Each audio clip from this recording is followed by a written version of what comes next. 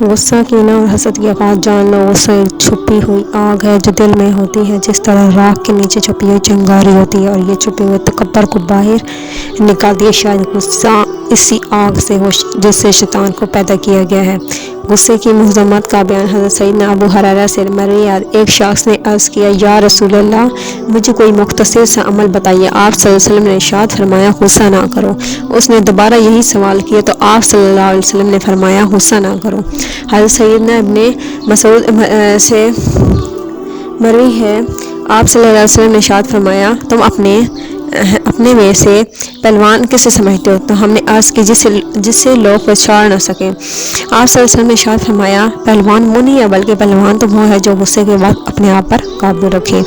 اسی طرح بتایا گیا کہ جو شخص غصہ کرتا ہے وہ جہنم کے کنارے پر جا پہنچتا ہے، اور غصے کی حقیقت یہ ہے کہ جان لو آدمی کی تخلیق اس انداز میں کی گئی کہ اس کی فنا اور بقا مقصود تھی، لہٰذا اس میں غصہ رکھ دیا گیا ہے جو انسان کی باطن سے پھوٹتی ہے۔ اللہ عز و جل نے غصے کو آگ سے پیدا فرمایا اور اسے انسان کے باطن میں رکھ دیا، پس جب وہ ارادہ کرتا ہے تو غصے کی آگ بھڑک اٹھتی ہے، اور جب جوش پیدا ہوتا ہے تو دل کا خون کھول کر رگوں میں پھیل جاتا ہے، پھر وہ آگ کی طرح بدن کے بالائی حصے کی طرف اٹھتا ہے، یا اس پانی کی طرح جو برتن کے اندر کھولتا ہے، اس طرح وہ چہرے کی طرف اٹھتا ہے، پس چہرہ سرخ ہو جاتا ہے۔ چنانچہ جب اپنے سے کم مرتبے والے پر غصہ آئے اور اسے معلوم ہو کہ وہ اس پر قدرت رکھتا ہے تو جلد سرخ ہو جاتی ہے، لیکن اگر اپنے سے بڑے پر غصہ آئے اور اسے خوف محسوس ہو تو خون ظاہری جلد سے اکٹھا ہو کر واپس چلا جاتا ہے، اس کا رنگ زرد ہو جاتا ہے اور وہ غمگین ہو جاتا ہے۔ لیکن اگر غصہ کسی برابر والے پر آئے تو خون سکڑنے اور پھیلنے کی وجہ سے چہرے پر زردی اور سرخی والی کیفیت طاری ہو جاتی ہے اور وہ مضطرب ہو جاتا ہے۔ اسی طرح مختصر یہ ہے کہ دل غصے کا مقام ہے، اور اس کے معنی یہ ہے کہ انتقام لینے کے لیے دل کے خون کا جوش مارنا، اور انتقام لینے کے اعتبار سے لوگوں کے درجات یہ ہیں، اس اعتبار سے لوگوں کے 3 درجات ہیں۔ پہلا درجہ تفریط ہے، مطلب یہ ہے کہ غصے کا بالکل نہ پایا جانا یا اس کا کمزور ہونا، اور اس سے مراد یہ ہے کہ حضرت سیدنا امام شافعی علیہ السلام کہ اس قول سے یہی مراد ہے کہ جس شخص کو حیرت دلائی جائے اس پر پھر غصہ نہ آئے وہ گدھا ہے۔ دوسرا درجہ اس سے مراد حالت اعتدال ہے، یہی وہ صفت ہے جس کے ساتھ اللہ عز و جل نے صحابہ کرام صلی اللہ علیہ وسلم کی تعریف فرمائی، چنانچہ اللہ نے قرآن مجید میں ارشاد فرمایا ہے، کافروں پر سخت اور آپس میں نرم دل رہو۔ اسی طرح تیسرا درجہ یہ ہے کہ افراط ہے، وہ یہ ہے کہ بندہ حد سے نکل جائے اور اس پر غصہ اس قدر غالب آ جائے کہ اس کی عقل دین کی سیاست و اطاعت میں نہ رہے، چنانچہ آدمی اس طرح ہو جائے جیسے مجبور ہوتا ہے، اور یہ قابل مذمت ہے۔ اس کا ظاہری تبدیل ہوتا ہے، دکھائی دیتا ہے، جو بدصورت ہوتا ہے اور اس کے باطن کی شکل اس سے زیادہ بدصورت ہوتی ہے۔ اسی طرح ایک مرتبہ حضرت ام المومنین حضرت سیدنا عائشہ صدیقہ رضی اللہ عنہا غصے میں آ گئی تو آپ صلی اللہ علیہ وسلم نے استفسار فرمایا، کیا تمہارے پاس شیطان آ گیا؟ انہوں نے عرض کیا، کیا آپ کے ساتھ شیطان نہیں؟ فرمایا، میرے ساتھ بھی ہے، لیکن میں اللہ عز و جل کی بارگاہ میں دعا کی تو اللہ تعالیٰ نے اس کے مقابلے میں میری مدد فرمائی اور وہ مسلمان ہو گیا۔ اب وہ مجھے بھلائی کے علاوہ کوئی بات نہیں کہتا۔ امیر المومنین مولا مشکل کشا حضرت سیدنا علی المرتضیٰ ارشاد فرماتے ہیں، رسول اللہ نے دنیا کے لیے غصہ نہیں فرماتے تھے، جب حق آپ صلی اللہ علیہ وسلم کو غصہ دلاتا تو کسی کو معلوم نہ ہوتا کہ غصہ آیا بھی ہے یا نہیں، اور نہ کوئی اس غصے کی تاب لا سکتے، یہاں تک کہ آپ صلی اللہ علیہ وسلم حق میں کامیاب ہو جاتے۔ جان لیجیے اگرچہ غصے کا مکمل طور پر ازالہ ممکن نہیں، لیکن اس سے کام کرنے کی کوشش کرنا تو ممکن ہے، خصوصاً جب کہ یہ ضروریات زندگی میں سے بھی نہیں، اور اس طرح کہ وہ اپنے نفس کی ذلت کو پہچانے اور یہ جانے کہ اس کی ذلت اور کمینگی کے باوجود اس سے برتری کا اظہار نہیں کرنا چاہیے۔ اب ہم غصے کا علاج بیان کریں گے۔ غصے کا علاج کیا ہے؟ غصے کے علاج کی چند صورتیں ہیں، ان میں سے ایک یہ ہے کہ وہ غصہ پی جانے کے ثواب سے آگاہ ہو جیسا کہ گزر چکا ہے، پھر اپنے آپ کو اللہ کے عذاب سے ڈرائے اور یہ یقین رکھے کہ اللہ عز و جل مجھ پر اس سے زیادہ قدرت رکھتا ہے، اور اپنے آپ کو انتقام کے انجام سے ڈرائے، کیونکہ دشمن بھی اسی طرح اس سے تکلیف دینے پر کمر بستہ ہے۔ اس طرح یہ طویل دشمنی بن جائے گی، اور غصے کے وقت دوسروں کی شکل بگڑنے میں غور و فکر کرے اور اپنے آپ کو اس پر قیاس کرے اور سوچے کہ غصے میں آنے والا حملہ کرنے والا درندے کی طرح ہوتا ہے اور دبار شخص انبیاء کرام صلی اللہ علیہ وسلم اولیاء اعظام کے اخلاقی نظیر ہوتا ہے۔ جب انسان غور کرے گا نا تو اسے معلوم ہو جائے گا کہ اس کا غصہ اس وجہ سے ہے کہ اس کا کام اللہ عز و جل کی مشیت مطابق ہو، اس کے ارادے کے مطابق نہیں ہو، اور اسی وجہ سے حدیث مبارکہ میں بھی غصے کا آنا میں بھی بتایا گیا کہ غصے کا آنا اللہ عز و جل کی ناراضگی کا سبب ہے۔ جب تو انہیں ان امور کو جان لیا تو تجھ پر لازم ہے کہ غصے کے وقت اعوذ باللہ من الشیطان الرجیم پر نبی اکرم صلی اللہ علیہ وسلم نے اس طرح حکم فرمایا کہ غصے کے وقت اعوذ باللہ پڑھو۔ ام المومنین حضرت سیدنا عائشہ صدیقہ رضی اللہ تعالیٰ عنہا کو جب غصہ آتا تو آپ صلی اللہ علیہ وسلم ان کا ناک پکڑ کر ارشاد فرماتے، اے عائشہ یوں کہو، اے اللہ، اے محمد کے رب، میرے گناہ بخش دے اور میرے دل کے غصے کو ختم فرما اور مجھے گمراہ کرنے والے ظاہری و باطنی فتنوں سے محفوظ فرما۔ انسان کو چاہیے کہ غصے کے وقت مدرجہ الفاظ نہ کہے، کھڑا ہو تو بیٹھ جائے اور بیٹھا ہو تو لیٹ جائے۔ چنانچہ اللہ نے محبوب تنائے حضرت محمد صلی اللہ علیہ وسلم کا فرمان عالی شان ہے، بے شک غصہ ایک چنگاری ہے جو دل میں بھڑکتی ہے، کیا تم اس کی وجہ سے رگوں کو پھولنے اور آنکھوں کی سرخی کو نہیں دیکھتے؟ پس جب تم میں سے کوئی ایسی بات یعنی کوئی غصہ پائے گا تو اگر کھڑا ہو تو بیٹھ جائے اور بیٹھا ہو تو لیٹ جائے۔ اگر اسی طرح بھی غصہ ختم نہ ہو تو ٹھنڈا پانی سے وضو یا غسل کرے، کیونکہ پانی ہی آگ کو بجھاتا ہے۔ فضیلت حکم کا بیان جان لیجئے۔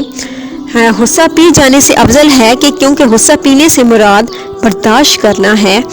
اسی طرح جیسے کہ اس نے اخلاق کے پیکر نبیوں کے تاجور محبوب رب اکبر کا فرمان ذیشان ہے، علم سیکھنے سے حاصل ہوتا ہے اور بردباری برداشت کرنے سے پیدا ہوتی ہے۔ جو شخص بھلائی حاصل کرنے کی کوشش کرتا ہے اسے بھلائی دی جاتی ہے، اور جو شر سے بچنا چاہتا ہے اسے بچا لیا جاتا ہے۔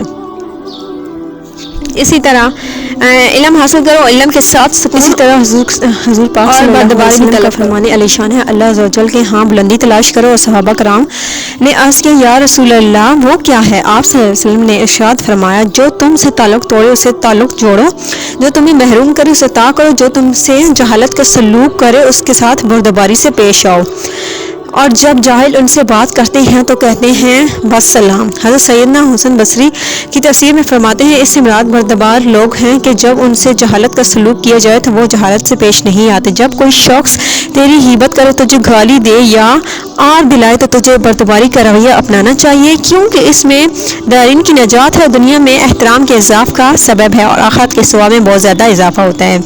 اگر کوئی تجھے تیرے کسی عیب کے سبب آر دلائے تو اس کے عیب کے سبب آر نہ دلا۔ اسی طرح عفو کا معنی یہ ہے کہ کسی کے ذمہ انسان کا حق اور اسے چھوڑ دے، جیسے قصاص مار یا تاوان چھوڑ دینا۔ اللہ عز و جل کا فرمان نصیحت نشان ہے، اے محبوب معاف کرنا اختیار کر۔ اسی طرح اور اے مردو تمہارا زیادہ دینا پرہیزگاری سے نزدیک تر ہے۔ اسی طرح حضور پاک صلی اللہ علیہ وسلم نے ارشاد فرمایا، اس ذات کی قسم جس کے قبضے میں قدرت میری جان ہے، 3 چیزیں ایسی ہیں کہ اگر میں قسم کھاتا ہوں تو ان پر کھاتا، صدقے سے مال کم نہ ہوتا، پس صدقہ کیا کرو۔ نمبر 2، کوئی شخص کسی دوسرے کے ساتھ زیادتی کو اللہ عز و جل کی رضا جوئی کے لیے معاف کر دے تو بروز قیامت اللہ عز و جل اس کی عزت میں اضافہ فرمائے گا۔ اسی طرح نمبر 3 میں ہے، جو شخص اپنے اوپر سوال کا دروازہ کھول لیتا ہے اللہ تعالیٰ اس پر محتاجی کا دروازہ کھول دیتا ہے۔ اسی طرح عاجزی و انکساری بندے کے مرتبے میں اضافہ کرتی ہے، پس توضع اختیار کر اللہ عز و جل تمہیں رفعت عطا فرمائے گا۔ درگزر کرنا بندے کی عزت کو بڑھاتا ہے۔ جس نے اپنے اوپر ظلم کرنے والے کے خلاف بددعا کی اس نے اپنا بدلہ لے لیا۔ جان لو نرمی قابل تعریف ہے اور یہ اچھے اخلاق کا نتیجہ ہے، اس کی ضد سخت مزاجی اور گرمی ہے۔